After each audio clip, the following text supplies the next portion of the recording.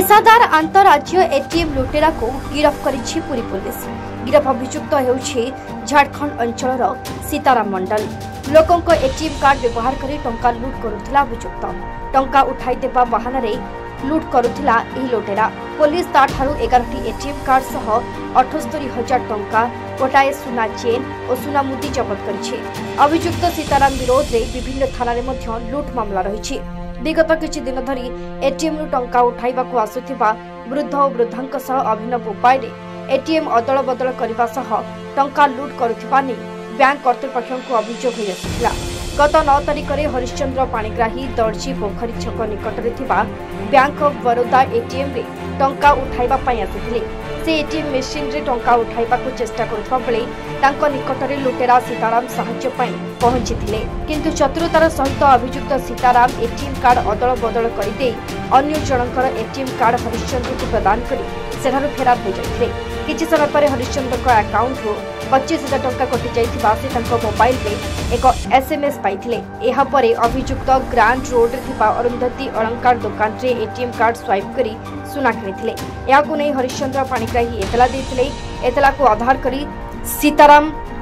आधार करी सीताराम मंडल को विलंबित रात्रि रे बड़संख निकट रे धरिबारे सफल होईछि कुंभारपड़ा थाना पुलिस। अभियुक्त विरोध रे बीएनएस केस 1/25, 5/25, 15/25 धारा रे दफा लगाचे गिरफ करी कोर्ट चालान करा जायछि बोली एक संपादिक सम्मेलन रे कहिसंती अतिरिक्त एसपी।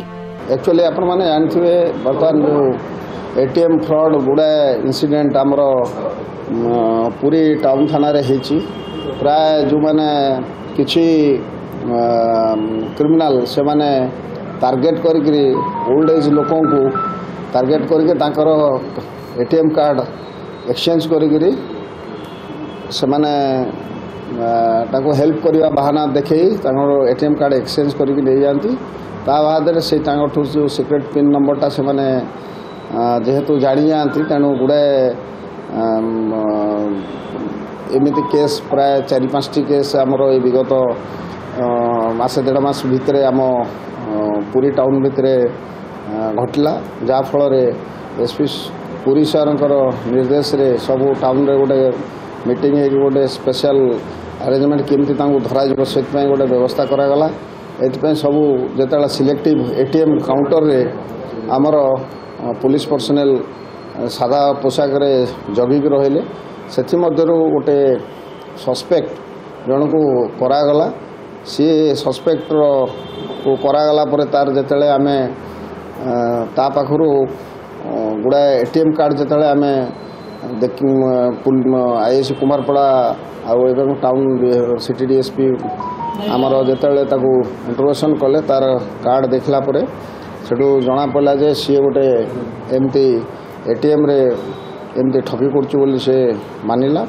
प्राय ता पाखरु 17टी कार्ड 11टा कार्ड आपणकर 11टा एटीएम कार्ड आउ कैश प्राय 78,000 टंका आउ गोल्ड रिंग इत्यादि सबू है। आम जिते जो